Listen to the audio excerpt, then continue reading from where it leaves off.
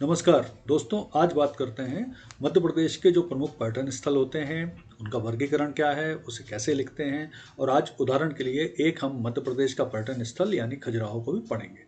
कैसे विस्तार के तौर पर, विस्तृत तौर पर मध्य प्रदेश के पर्यटन स्थलों को पढ़ा जाता है, आज हम ये समझेंगे।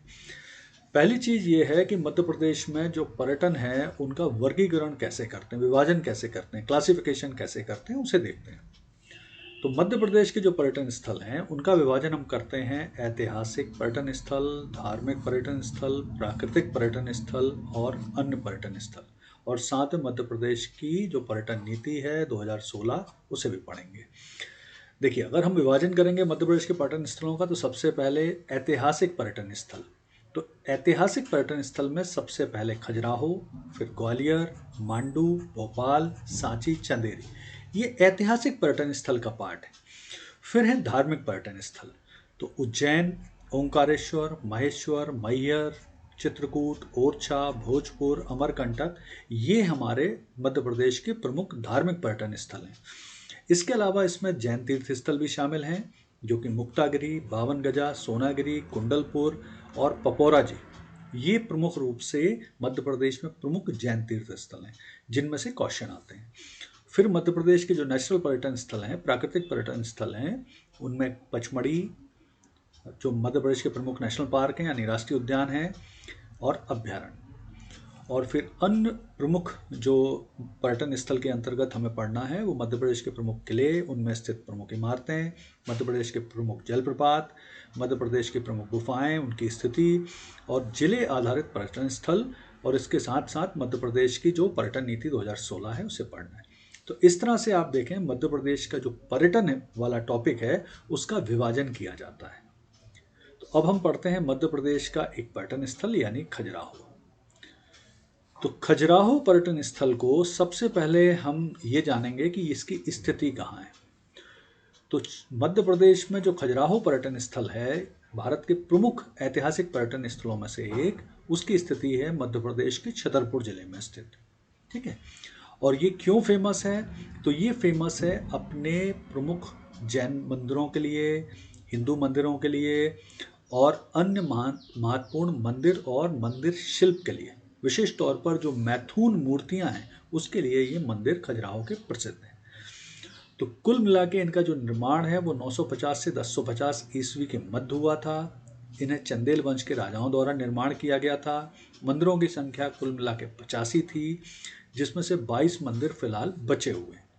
इन मंदिरों का निर्माण प्रमुख रूप से चंदेल वंश के राजा धंगराज, राजा गंडदेव, राजा विद्याधर द्वारा कराया गया था। और ये मंदिर की जो प्रमुख निर्माण शैली है वो है नागर शैली। ठीक है, मंदिर निर्माण की जो प्रमुख शैली है खजुराहो में वो नागर शैली है। और भारत में प्रमुख रूप से मंदिर निर्माण की 3 शैलियां पाई जाती हैं। उत्तर भारत में नागर शैली, दक्षिण भारत में द्रविड़ शैली और मध्य में बेसर शैली। तो थोड़ा सा इन शैलियों के बारे में भी जानकारी प्राप्त कर लेते हैं, किस तरह की शैलियाँ होती हैं। तो भारत में मंदिर निर्माण की जो शैलियाँ हैं, नागर शैली, द्रविड़ शैली और बेसर शैली, थोड़ी सी आउटलाइन ले लेते हैं। तो अगर आप ध्यान से देखेंगे तो जो नागर शैली के मंदिर हैं ये प्रमुख रूप से उत्तर भारत में बनाए जाते हैं।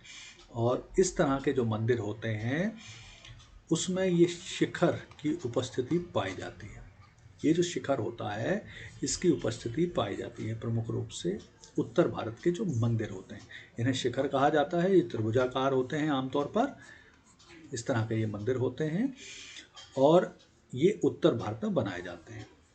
जो द्रविड़ शैली के मंदिर हैं ये दक्षिण भारत में बनते हैं और इसमें प्रमुख रूप से जो ऊपरी हिस्सा होता है ये थोड़ा सा ऊंचाई लिए हुए होता है। ये जो हिस्सा है ये ऊंचाई लिए होता है और इसे कहा जाता है विमान। इस हिस्से को विमान कहते हैं। ये ऊपरी हिस्सा है मंदिर का, ये थोड़ी सी ऊंचाई लिए हुए है। और इन दोनों शैलियों को थोड़ा सा मिक्स करके बनाया जाता है जो कि बेसर शैली होती है। ये इस जो बेसर शैली है प्रमुख रूप से विंध्याचल पहाड़ और कृष्णा नदी के बीच के क्षेत्र में स्थित है। तो ये थोड़ा सा जस्ट एक आउटलाइन आवश्यक है मंदिर निर्माण की शैलियों को समझने के लिए। फिर जो खजुराहो के मंदिर हैं उनको कुल मिला के 3 समूहों में डिवाइड किया गया है। ये समूह है पश्चिमी समूह, पूर्वी समूह और दक्षिणी समूह। तो खजुराहो के मंदिर इन 3 समूह में विभाजित हैं। और पश्चिम समूह के अंतर्गत है कंदरिया महादेव मंदिर, जो खजुराहो का सबसे बड़ा मंदिर है। 64 योगिनी मंदिर, चित्रगुप्त मंदिर, विश्वनाथ मंदिर, लक्ष्मण मंदिर और इसके अलावा मंगतेश्वर मंदिर, ये प्रमुख रूप से जो पश्चिमी समूह है उसके मंदिर हैं।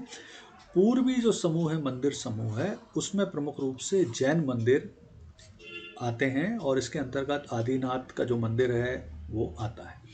और दक्षिणी जो समूह है खजुराहो में मंदिरों का, वो है दूल्हादेव मंदिर, चतुर्भुज मंदिर, ये दक्षिणी समूह के अंतर्गत है। तो ये आपको जब आप प्री और मेंस, प्री के लिए फैक्ट याद रखते हैं और मेंस के लिए लेखन करते हैं तो उस समय ये इंपॉर्टेंट फैक्ट है। अब इनको अगर हम और विस्तार से पढ़ने की कोशिश करेंगे तो जो पश्चिमी समूह है उसमें कंदरिया महादेव मंदिर, जो कि खजुराहो का सबसे बड़ा मंदिर है और इसका निर्माण राजा विद्याधर ने कराया था। महमूद गजनवी के साथ इनकी बहुत ही प्रसिद्ध फाइट हुई थी, लड़ाई हुई थी, जिसके बाद इन्होंने इस मंदिर का निर्माण कराया था। और यहाँ पर एक बहुत ही विशाल शिवलिंग स्थापित है। 64 योगिनी एक महत्वपूर्ण मंदिर है पश्चिम समूह का।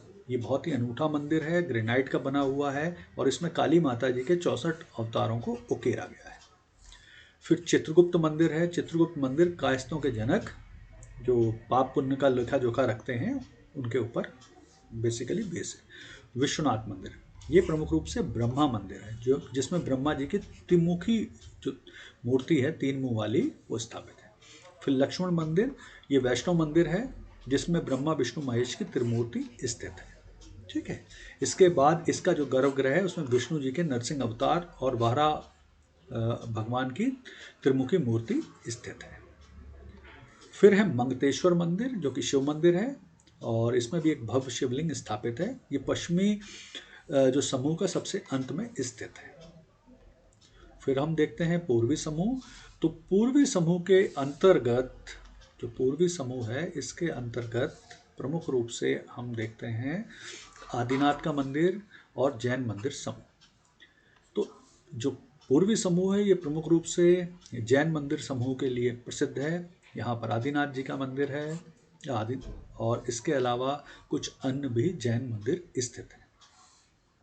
फिर दक्षिण समूह, तो दक्षिण समूह में दूल्हादेव मंदिर, जो कि अपनी मूर्ति कला के लिए प्रसिद्ध है, और चतुर्भुज मंदिर ये प्रसिद्ध हैं, जो भगवान विष्णु के लिए प्रसिद्ध है।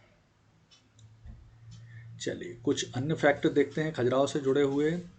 तो ध्यान रखिए, सबसे इम्पॉर्टेंट चीज़ है कि 1986 में, वर्ष 1986 में खजुराहो को यूनेस्को द्वारा विश्व धरोहर घोषित किया गया था। ये एमपी का पहला विश्व धरोहर था। इसके अलावा वर्ष 1999 खजुराहो मंदिर निर्माण के 1000 वर्ष पूरे होने के उपलक्ष्य में 6 मार्च 1999 से 5 मार्च 2000 के बीच में खजुराहो सहस्त्र शताब्दी समारोह का आयोजन भी यहाँ हो चुका है। और इस दौरान यहाँ पर एक आदिवासी कला व संस्कृति संग्रहालय का निर्माण हुआ।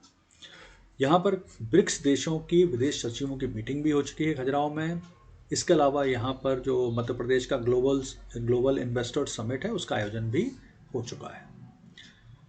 और यहाँ पर वर्ष 1975 से खजुराहो शास्त्रीय नृत्य समारोह का आयोजन होता है, जिसके कारण खजुराहो विश्व प्रसिद्ध है। और कुछ समय पूर्व ही इसे रेलवे से जोड़ा गया है। इसके अलावा यहाँ पर चंदेला से जुड़ा हुआ हवाई अड्डा भी स्थित है। तो यहाँ ध्यान रखने की आपको आवश्यकता है कि खजुराहो मध्य प्रदेश का प्रमुख ऐतिहासिक स्थल है। इससे जुड़े हुए बहुत ज़्यादा प्रश्न पूछे जाते हैं, तो आपको अपनी तैयारी इसी के अंतर्गत अपनी संतुलित करना है। उम्मीद है ये जानकारी आपको पसंद आई होगी। अगर ये जानकारी आपको अच्छी लगी तो कृपया मेरे चैनल को सब्सक्राइब, लाइक और शेयर कीजिए। आगे भी मध्य प्रदेश सीरीज़ के अंतर्गत मध्य प्रदेश के विभिन्न पर्यटन स्थलों पर जानकारी लाता रहूँगा। धन्यवाद।